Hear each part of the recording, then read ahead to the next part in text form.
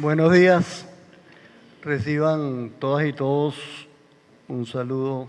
cordial de nuestro Centro Internacional Miranda,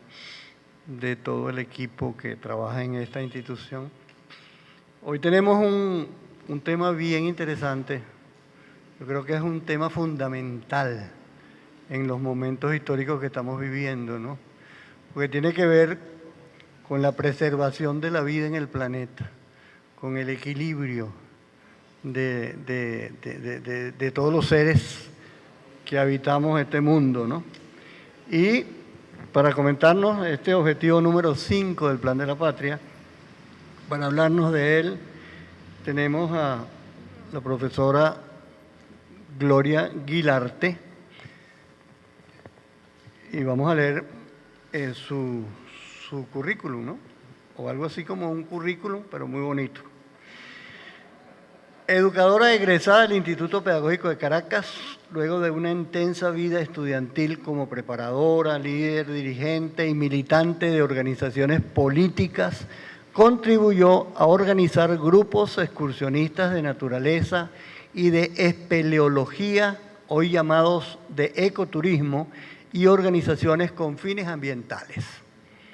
En su vida profesional como educadora de ciencias de la tierra y ciencias generales, se desempeñó fundamentalmente en el nivel de educación media en el Liceo Andrés Eloy Blanco de Propatria y algunos colegios privados, tal como muchos profesores de aquel tiempo, para los que trabajar en más de un lugar significaba participar en la arena donde se tejen los vínculos entre el Estado docente y la sociedad educadora. Fue en ese espacio de luchas magistrales y sindicales en las que también participó por lo menos una década. Al propio tiempo, sin dejar de militar en el campo revolucionario, se incorporó en actividades de formación y autoformación de docentes, lo que le valió una invitación para concursar por un cargo en el Centro para el Mejoramiento de la Enseñanza de la Ciencia, CENAMEC. Al ganar el concurso participa nuevamente en la formulación de proyectos, diseño y aplicación de recursos para el aprendizaje y la enseñanza y en la formación de docentes en servicio. Esta última actividad la lleva a incorporarse al grupo que tiene a su cargo la coordinación de proyectos de financiamiento multilateral con el Banco Interamericano de Desarrollo y el Banco Mundial en la capacitación de docentes y luego en el fortalecimiento institucional como etapa previa al proceso de descentralización de las competencias educativas que se ensayaba a finales de la década de los 90.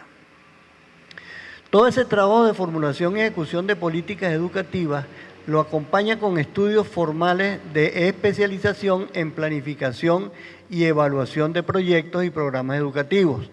hasta completar sus estudios de maestría en ciencias de la educación. El huracán revolucionario le encuentra en el Ministerio de Educación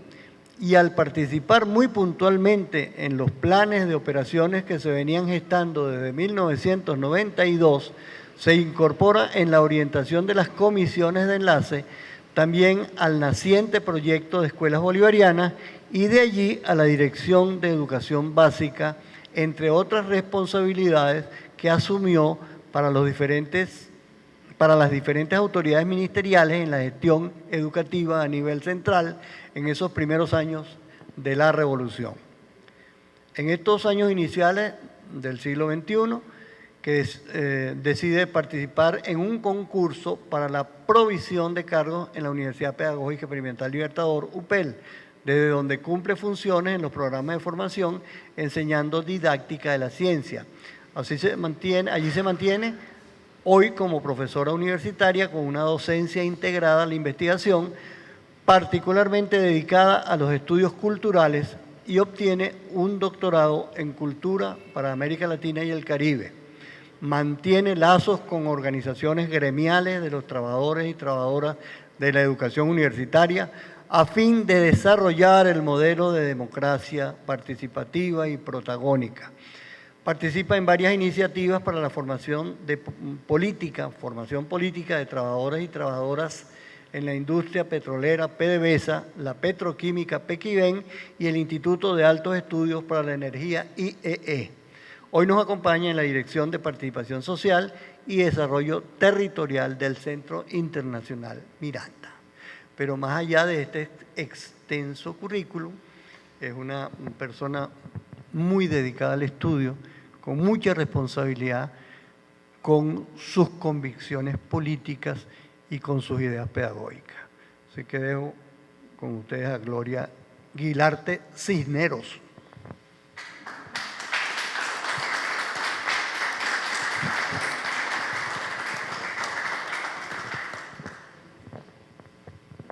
Bueno, muchísimas gracias por esta invitación, que agradezco profundamente, aunque en las primeras de cambio me costó aceptarle, me sentí como un poco sorprendida, para decirlo lo menos. Sin embargo, lo agradezco con mucha humildad y desde, digamos, la aceptación de esa deferencia que han tenido mis compañeras y compañeros del Centro Internacional Miranda al encomendarme presentar ante ustedes, los aquí presentes, y también ante quienes están sintonizando el canal de YouTube del Centro Internacional Miranda, o en todo caso, quienes los sintonicen posteriormente, porque esta disertación forma parte de un ciclo que ideamos con el propósito de recordar, conmemorar y poner en valor el Plan de la Patria presentado por el comandante Hugo Chávez en el mes de junio y julio ante las autoridades del Poder Electoral para inscribir su candidatura. Es decir, es un programa de gobierno. El contenido de esta intervención que yo voy a hacer hoy, fundamentalmente lo que pretende es no olvidar un camino que hemos seguido con avances, en algunos casos retrocesos, con aceleraciones y momentos de detener un poco la marcha, pero en todo caso, este ciclo lo que pretende fundamentalmente es ofrecer esa visión de ese programa y en particular mirar los distintos objetivos históricos que este programa contiene. Entonces, en el día de hoy, en efecto, vamos a trabajar el objetivo número 5, que está en sus pantallas, contribuir a la preservación de la vida en el planeta y la salvación de la especie humana. En el siguiente plan, ajustado y presentado posteriormente por el presidente Nicolás Maduro Moros, este objetivo aparece formulado en forma ligeramente diferente y pueden encontrarlo como participar en la preservación de la vida en el planeta y la salvación de la especie humana, o preservar la vida en el planeta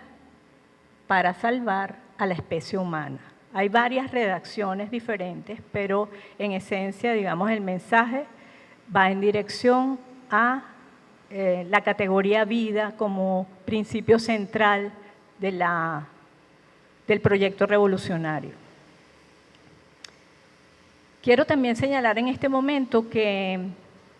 mi intervención obedece a una postura, digamos, de orden personal, y los planteamientos que haga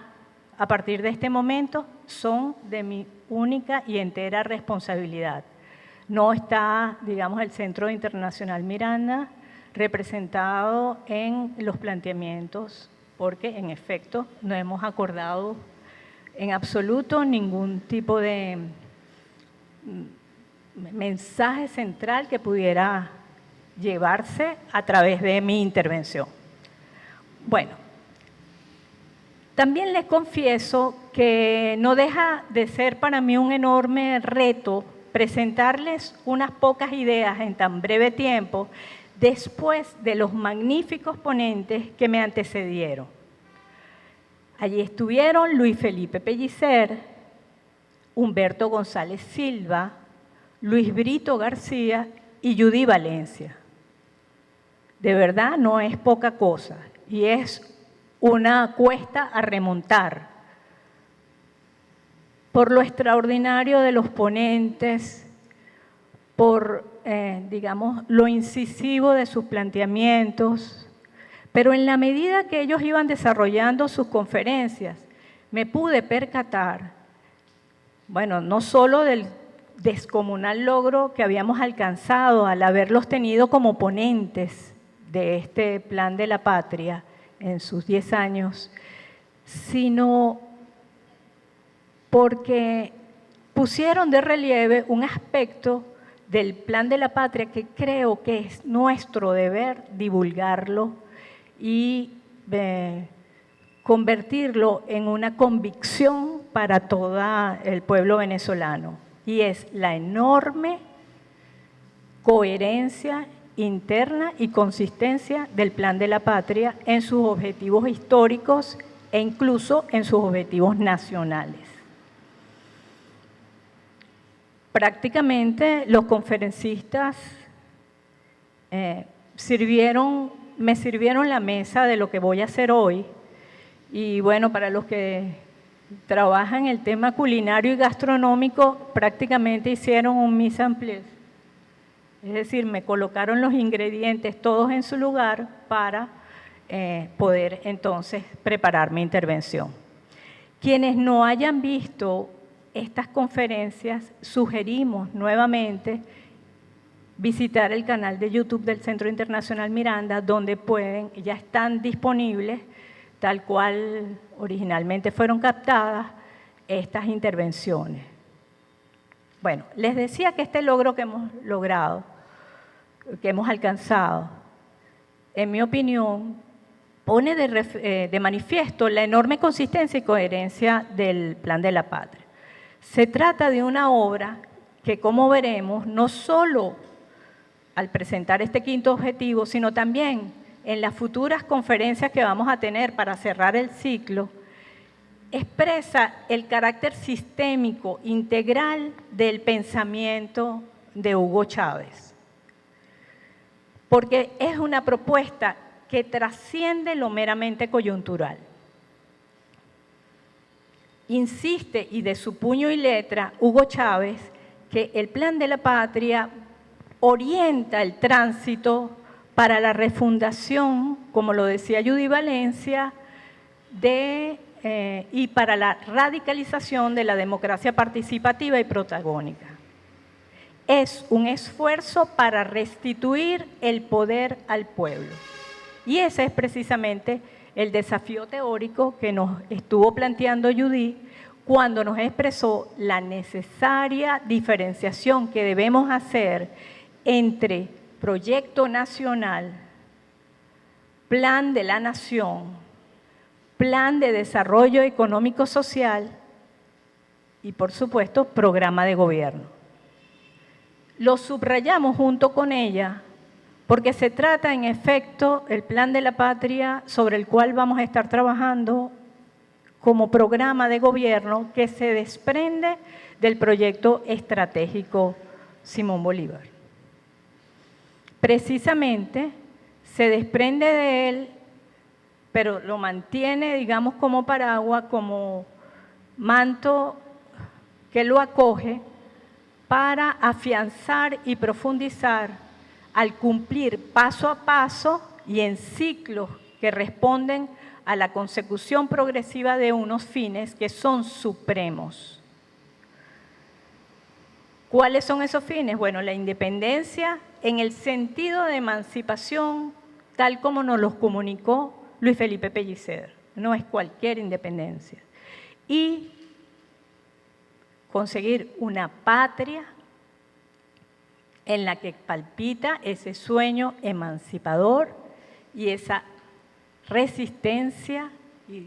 algunos llaman resiliencia, de un pueblo que viene transitando un tiempo, luchas, de sacrificios, de traiciones, pero que encontró nuevamente una senda para su emancipación y su liberación. Entonces, esto es lo que es el Plan de la Patria y eso es lo que de alguna manera los conferencistas han ido apuntalando y alimentando como idea. Además, en los apuntes críticos de la economía política escritos en el año 64 por Ernesto Che Guevara, sabemos que la economía política es, digamos, el pilar teórico para la formulación de todo programa, de toda acción de orden política en un proceso revolucionario. El problema y el hallazgo que establece el Che es que la economía política no ofrece en los periodos de tránsito o de transición elementos para guiar las acciones, ¿no? Entonces él llega a la conclusión, ahí hay un extracto de lo que dice el Che en sus apuntes críticos a la economía política, de que si bien es cierto que hay una ley general en el socialismo, en los periodos de transición también ha de haber una ley general, pero esa ley es la ley que da la planificación. Entonces, esa es una característica importante en que se produce esa, digamos, creación heroica en la cual el hombre es capaz de plantear nuevas alternativas, nuevas estrategias, es decir, el hombre es capaz de construir su propia historia. Y cuando digo hombre, digo mujer, digo nosotros y nosotras. Aparece allí entonces la indicación de la página de esta pequeña cita que hemos hecho.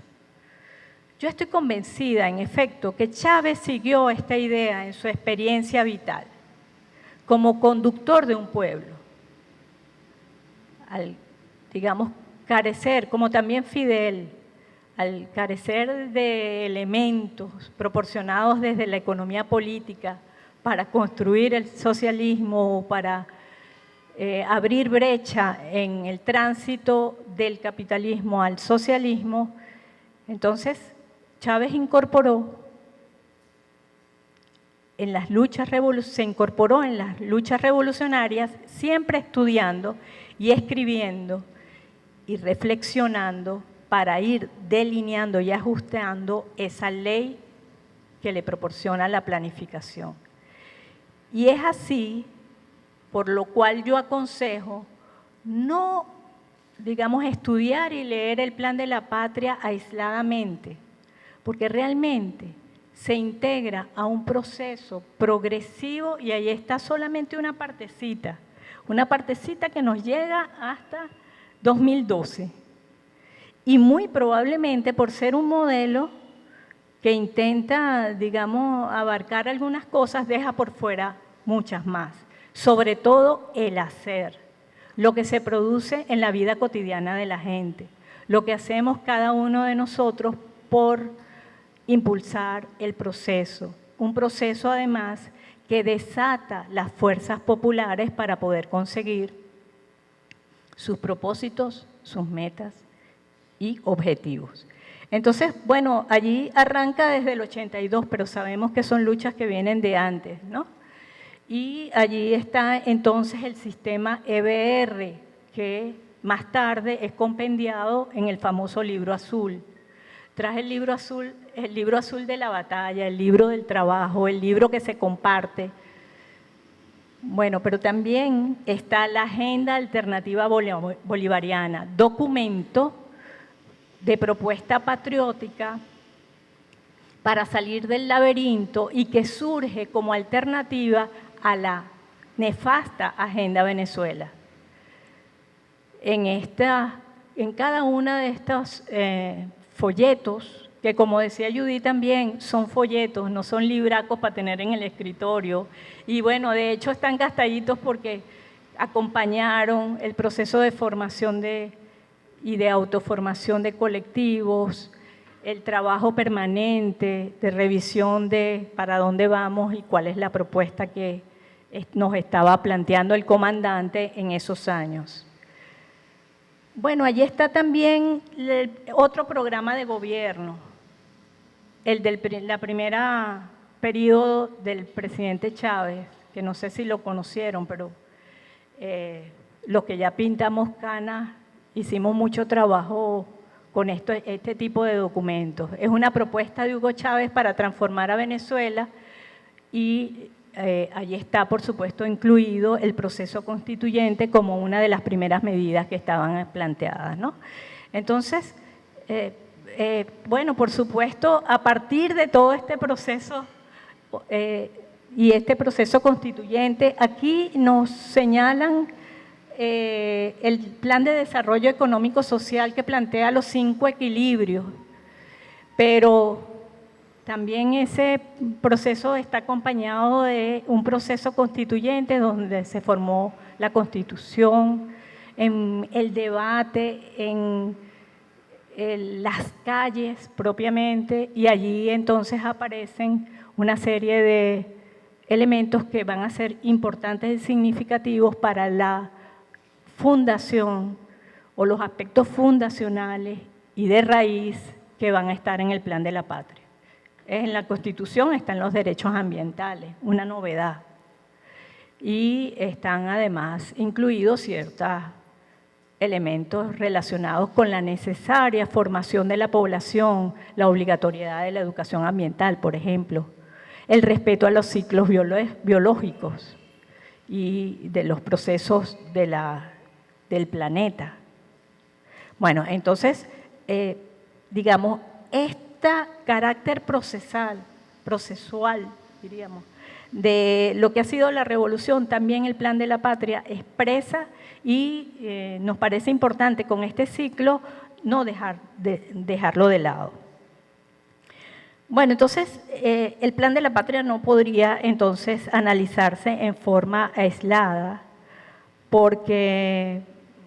todos estos documentos cabalgan en un anuncio que le da forma a ese anuncio de Chávez que es: tenemos pendiente, y el pueblo venezolano tiene pendiente, un encuentro con la victoria, enraizado en lo más profundo de nuestro pueblo. Y esto lo digo desde el lugar donde estamos, que es la Casa de Historia Insurgente. Entonces, ese origen como pueblo, ese subconsciente histórico del ser nacional, es una idea patria que entronca con la idea de una república inspirada entonces en el pensamiento de Rodríguez, de Bolívar y de Zamora. Y por supuesto de las líneas geohistóricas de su proyección en el tiempo pasado, presente y futuro.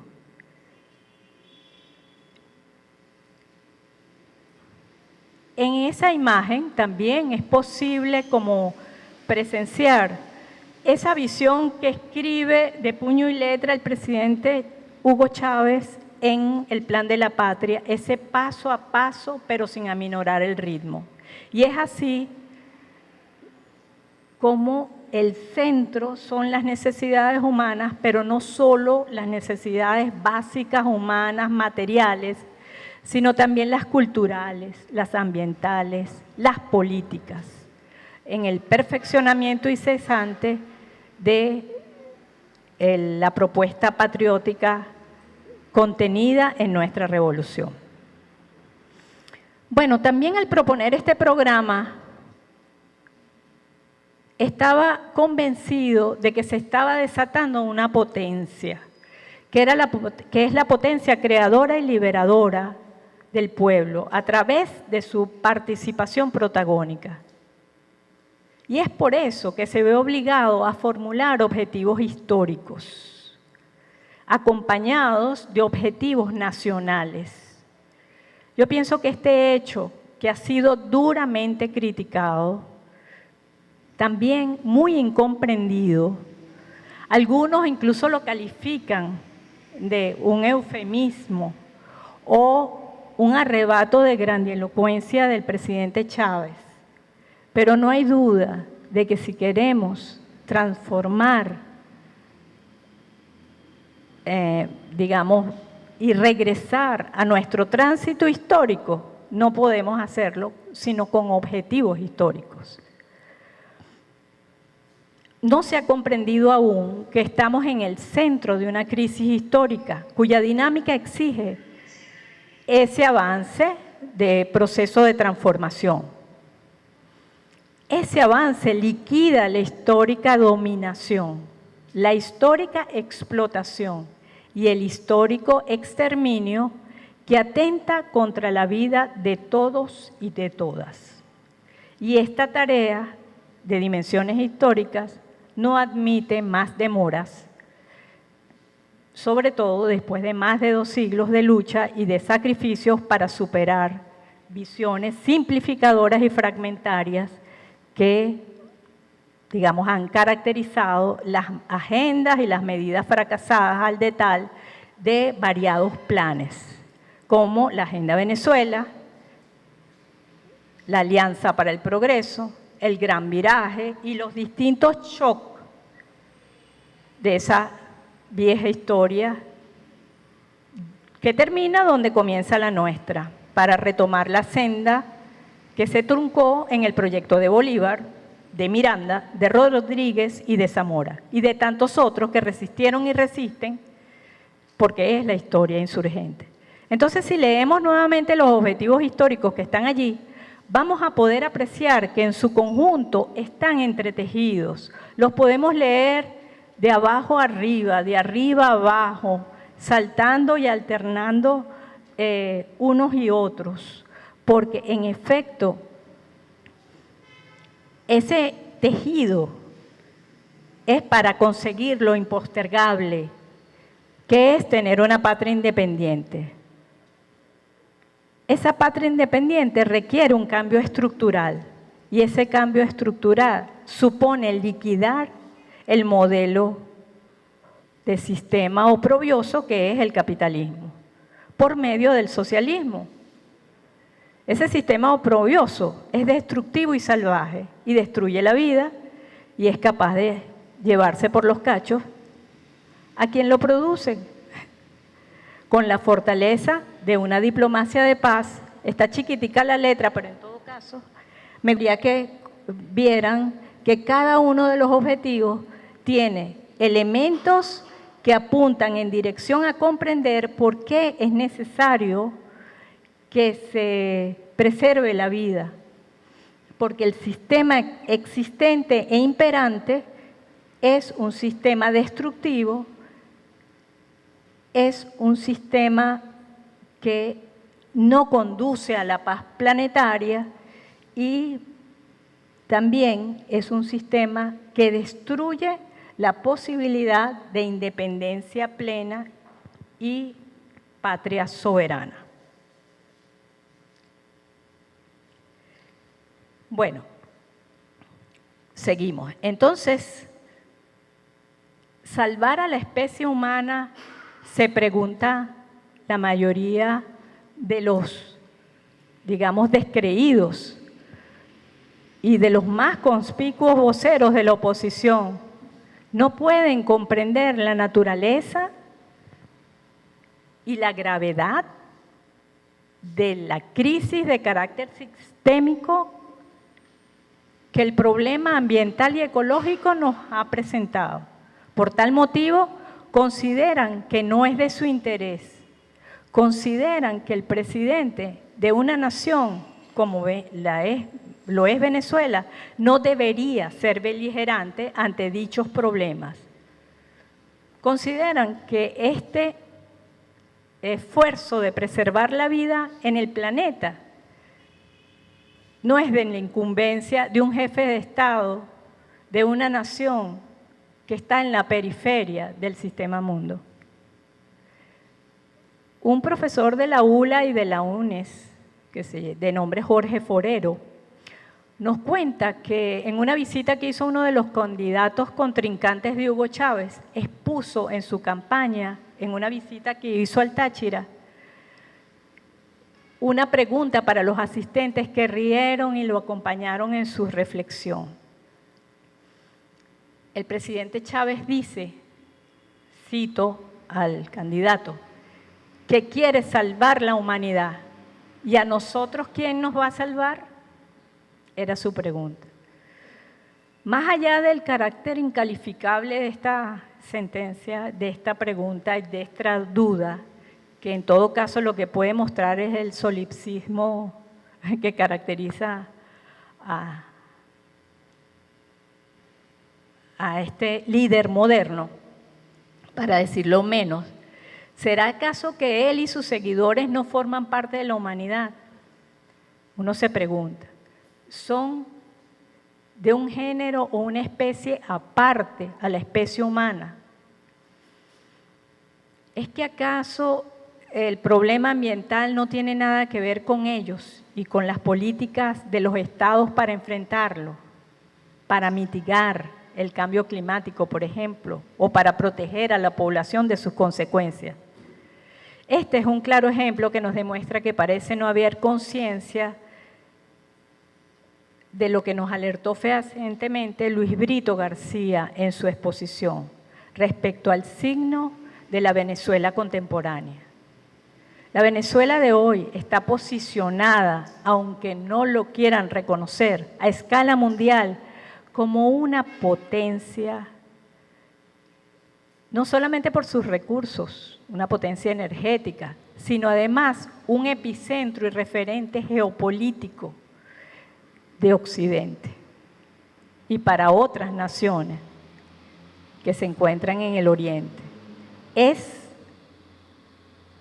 en un juego geopolítico, una posición de gran relevancia. Su rol es decisivo para el curso de las acciones en torno a los temas centrales que enfrenta la humanidad. El tema energético, el cambio de la matriz energética, la sustitución de los combustibles fósiles y más aún, la garantía de alimentos para sostener a la especie humana. En esencia, el objetivo histórico número 5 se plantea evidenciar el carácter antagónico del tipo de relación entre el ser humano y la naturaleza, inaugurado con la modernidad y el dualismo cartesiano, que pone en pugna siempre dos modelos, dos polos, dos elementos. En este caso, capitalismo versus socialismo, que es lo mismo que decir muerte versus vida. Y estas contradicciones han tenido y continuarán teniendo escenarios de confrontación para lo que constituye una condición vital del desarrollo de cualquier propuesta emancipadora y humanista. En el contexto actual, signado por una crisis sistémica, como ya les dije, que se ha agudizado por la crisis ecológica a escala global, no se puede concebir un proyecto revolucionario sin situar el problema ecológico ambiental. Es decir, no hay fenómeno político, fenómeno económico, decisión y política en cualquiera de estos ámbitos que no tenga un componente en la dimensión ecológica y en la dimensión ambiental. En consecuencia, la política científica, la política de nuevo modelo de cultura económica y cualquiera de ellas tienen secuelas, impactos y significados en el ámbito ecológico, Por eso, la economía política toca las fronteras de la ecología política. En consecuencia, es un espacio de interdisciplinariedad y transdisciplinariedad que tenemos que abordar desde nuestra perspectiva. La relevancia entonces de postular este debate en el campo nacional y global es de tal significación que Venezuela, de ponerse a la cabeza y de mantenerse en, digamos, en el ámbito de las grandes reflexiones y debates en torno a la magnitud de este problema, significa que va a impulsar desde Venezuela la fuerza moral y política que tiene esta revolución bolivariana. Ese gran debate en todas las instancias, con la finalidad de concienciar respecto a la gravedad de este problema y sobre todo la urgencia de acciones transformadoras que eviten su producción de nuevos escenarios y la reproducción de sus efectos en todas las escalas. Aunque casi todos estamos convencidos de la existencia real de esta crisis orgánica, sistémica y estructural, creo que casi todos estamos como un poco adormecidos o pensando que esto no nos va a alcanzar o que los pequeños cambios que estamos viendo van a tardar y quizás lo verán nuestros hijos, los hijos de nuestros hijos o generaciones más adelante, pero sentimos que la cosa no está ya aquí presente. Por eso algunos autores, sobre todo en el campo de la comunicación política y en el campo de la didáctica de las ciencias, están impulsando una idea de emergencia planetaria a partir de una visión en la cual hay una serie de signos que marcan una emergencia y hay, en consecuencia, que actuar en forma preventiva y en forma activa para responder a ella. Algunos de ellos utilizan metáforas o analogías tratando de explicar qué es lo que está pasando y cómo no percibimos la gravedad de la situación. El hecho de que estemos registrando cambios en la temperatura, cambios en la... Ya voy por las 7. Cambios en la, digamos, en la cobertura, en el permafrost, en los ciclos de la materia, en las lluvias torrenciales, desertificación en algunos puntos, catástrofes de orden hidrometeorológico, etcétera, nos parecen que están alejadas, son extemporáneas, bueno, sucedió, pero fue un accidente, no se concatenan y no se comprenden las relaciones de interdependencia que existen entre todos estos fenómenos. Y es por eso que la crisis ecológica ambiental se traduce como una emergencia planetaria.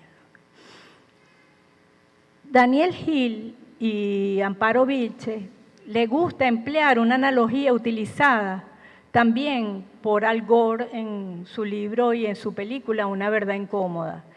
que es conocida como el síndrome de la rana hervida, para tratar de encontrar respuesta a la pasividad o conformidad de la ciudadanía ante la compleja situación de superación y de desbarajuste de prácticamente todos los límites del planeta en términos de incremento en la atmósfera de gases de efecto invernadero,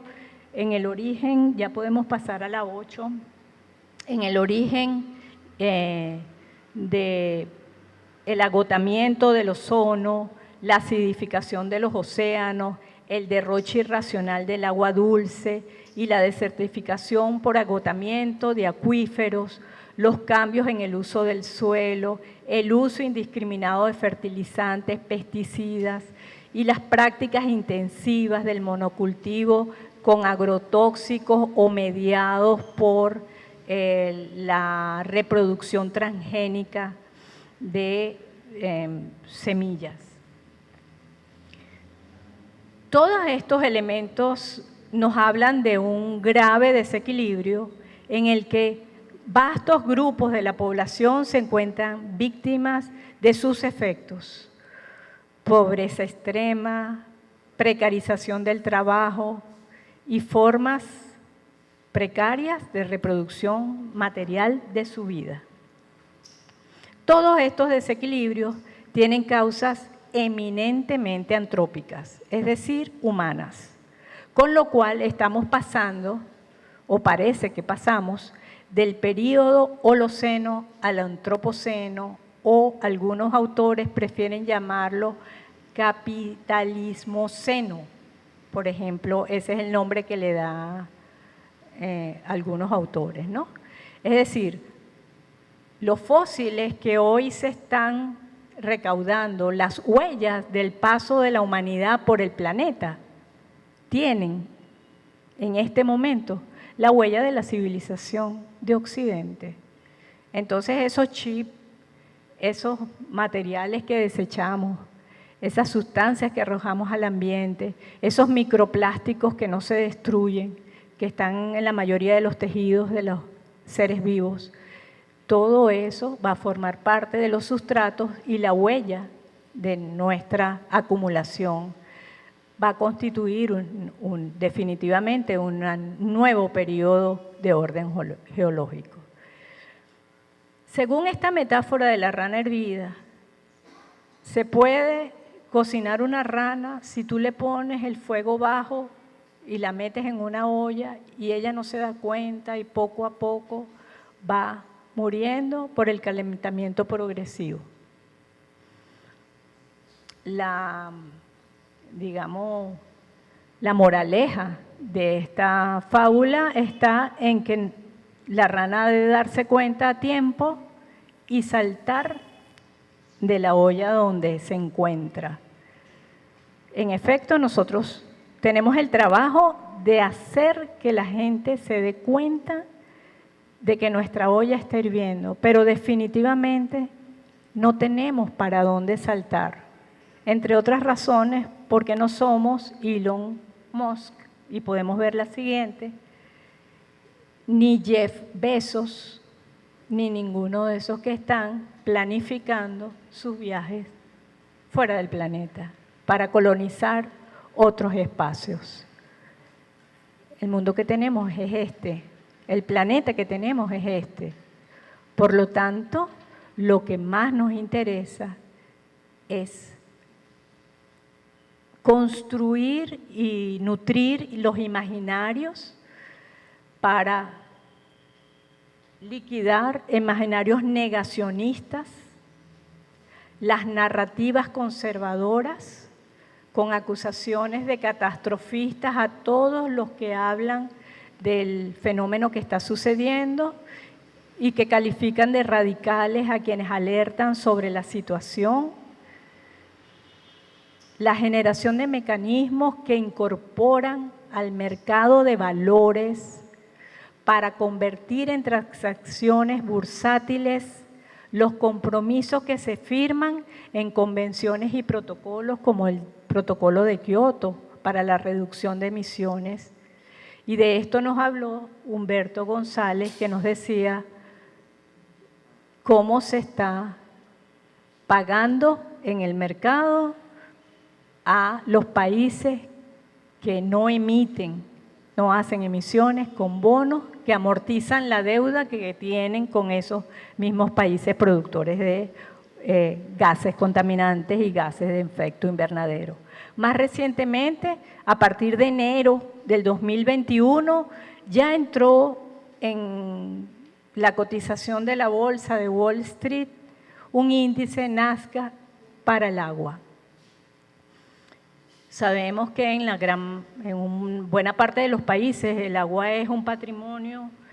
soberano de las naciones, pero sin embargo,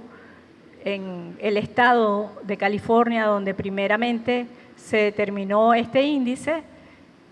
se calculó y se trabaja pues con los valores del servicio de agua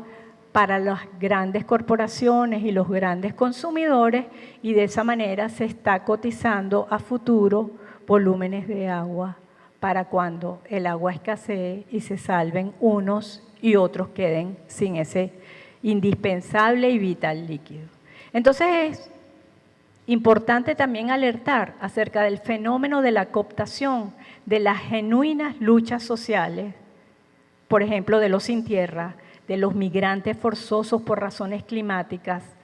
y la infiltración de las distintas plataformas y movimientos verdes que no son más que movimientos de extrema derecha que se apropian de las causas ambientalistas e integran con sus argumentos discursos neofascistas, supremacistas, colonialistas, machistas o patriarcales, tal y como lo apunta también otra anarquista estudiosa de la situación, Naomi Klein, quien dice que la única cosa más siniestra que un movimiento racista de extrema derecha que niega la realidad del cambio climático es otra que no la niegue y empieza a participar en el movimiento. Esto es solo una parte del complejo y difícil panorama que tenemos por delante para concretar y avanzar en este objetivo histórico. Este panorama que he descrito de forma muy sucinta nos exige extremar capacidades, afinar nuestras habilidades y creatividad para inventar nuevas formas de protagonismo y de acción.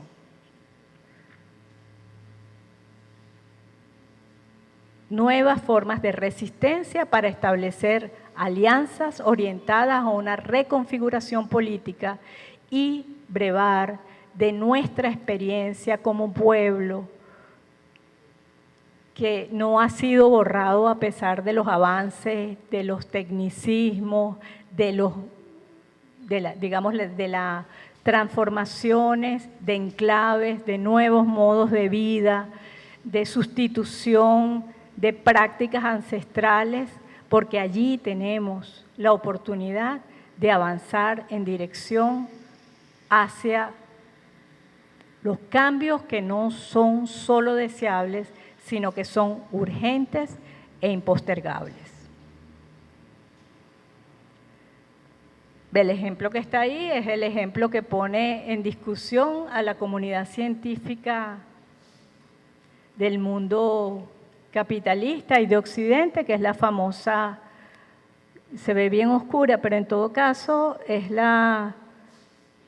demostración de las variaciones de la acumulación de CO2 en la atmósfera y cómo se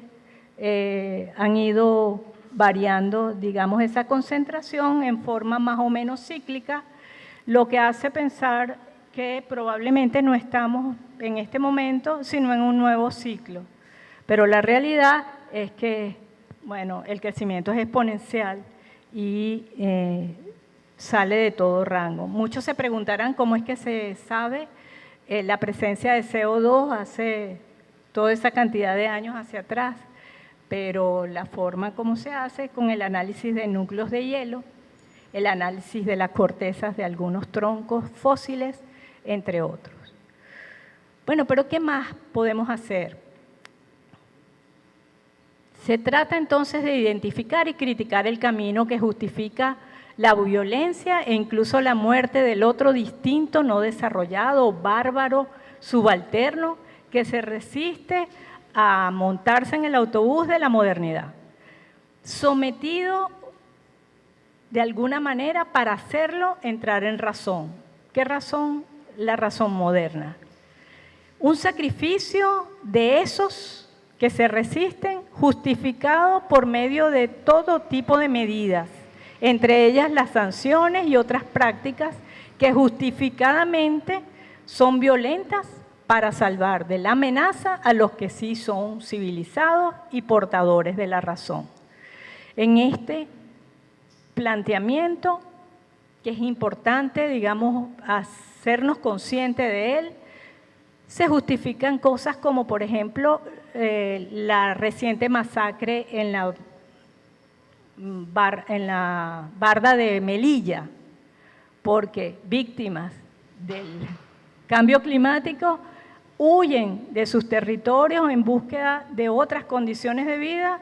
y la respuesta de las autoridades es: ese fue un trabajo bien hecho, donde murieron aproximadamente 36 personas, se cree, no han sido identificadas todas,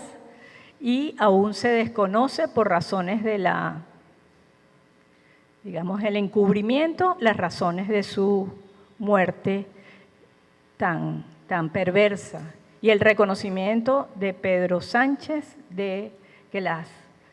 fuerzas del orden actuaron en la forma correcta. Condenar entonces la construcción de muros y el levantamiento de vallas, justificadas siempre mediante narrativas nacionalistas y con ecologismos verdes que afianzan las fronteras de la exclusión y la xenofobia.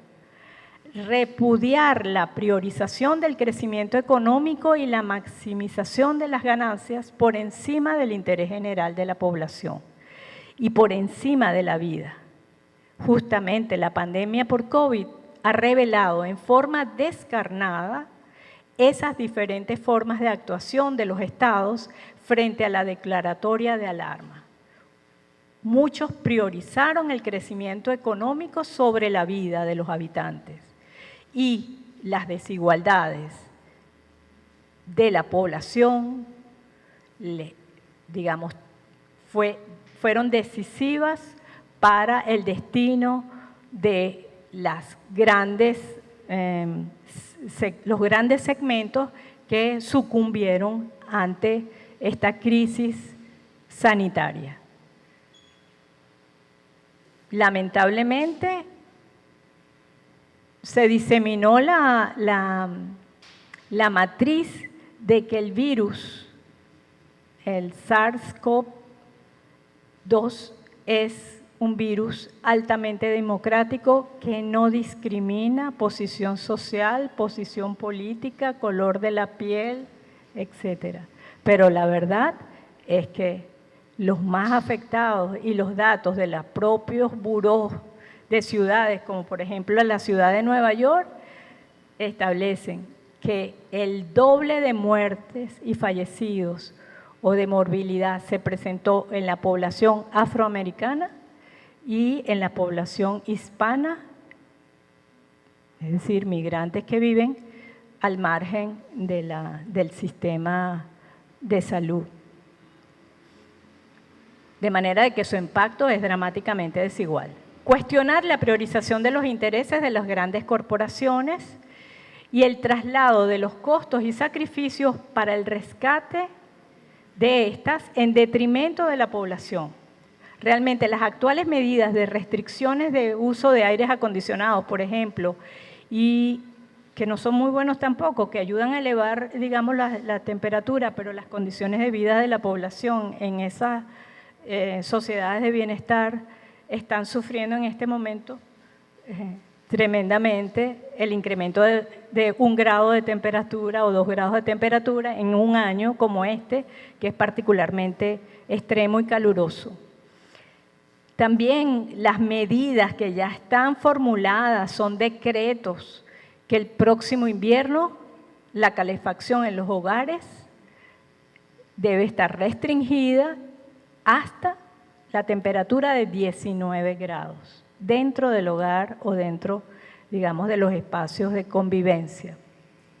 sin que hasta el momento exista alguna disposición restrictiva para los grandes consumidores de combustibles fósiles o se promueva la desregulación de tributos que exoneren de responsabilidad socioambiental a estas grandes corporaciones. Se detuvo en Alemania la eliminación o desinstalación de las centrales nucleares ante la amenaza. Tenían el año 2022 para hacerlo, ante la amenaza de, digamos, los efectos de las medidas coercitivas unilaterales tomadas por Estados Unidos y por la Unión Europea en contra de Federación Rusa. Rechazar el surgimiento de los discursos malthusianos propios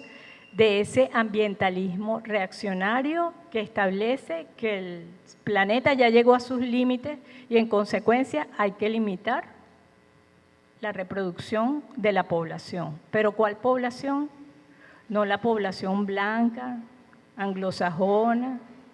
sino la población racializada,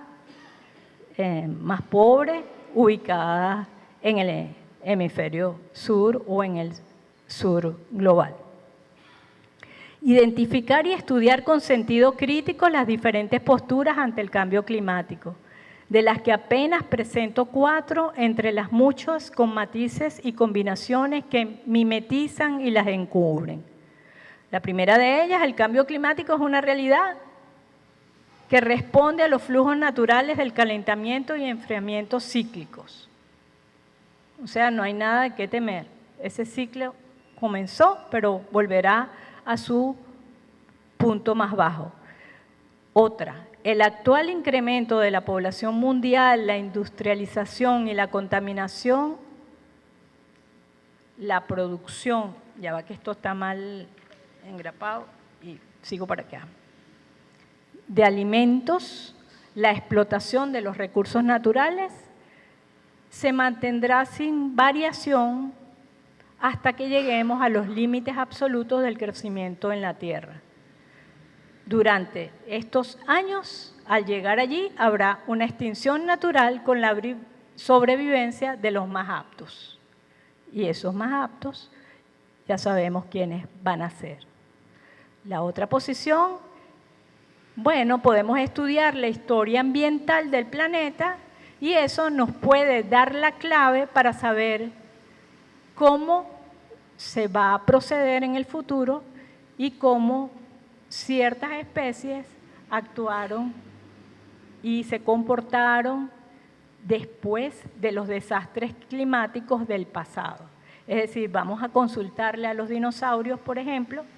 cómo fue que sobrevivieron a la extinción y entonces allí. No vamos a preguntarle a nuestros ancestros cómo es que cultivan, cómo es que han hecho para poder sostener su diversidad cultural, sus alimentos, sin destruir el suelo, las capas vegetales, sin agotar los acuíferos, buscando, digamos, la oportunidad para atraer el agua, sembrar el agua y sembrar la lluvia para poder restablecer ciclos de cultivo, sus semillas ancestrales, sus productos propios de su bagaje cultural. Bueno, por último, la Tierra, la otra posición, nos dice que la Tierra es un planeta inteligente como es la especie humana. Preguntémosle a la ciencia y a la tecnología y la comunidad científica, esa comunidad que también está aparentemente separada de la comunidad vital y digamos, el quehacer social y popular, esa comunidad científica llegará en algún momento a encontrar las soluciones a las amenazas de extinción de la especie humana. Y eso lo hará más temprano que tarde. Hay desde luego entonces otras posiciones para las que no tenemos tiempo ahora, más que para promover la participación nuestra en movimientos antisistémicos, en movimientos locales, en los movimientos comunales, en los movimientos y la organización comunal, de tal manera de alejarnos de visiones dualistas, ir en dirección a la unidad de los seres humanos y la naturaleza, promover la diversidad frente a un nuevo tipo de autoritarismo, evitar las disputas territoriales, como lo que está ocurriendo en Brasil, bajo un nuevo ciclo autoritario lamentable, apoyar la diplomacia de paz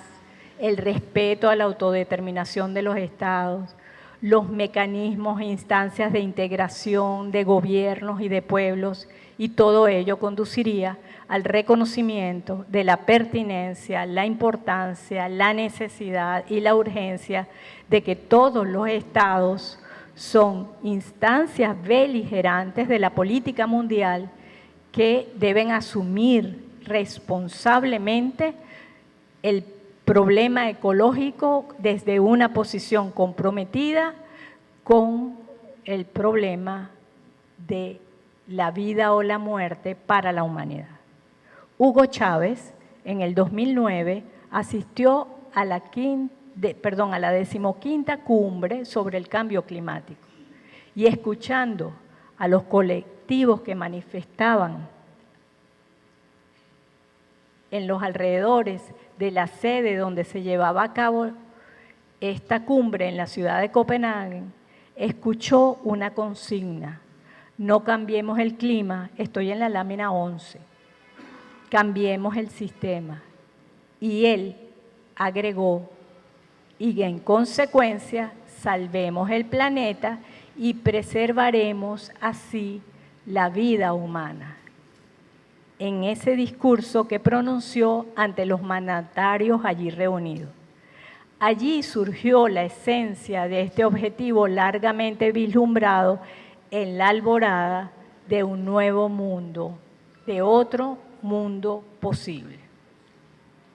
Muchas gracias por su atención.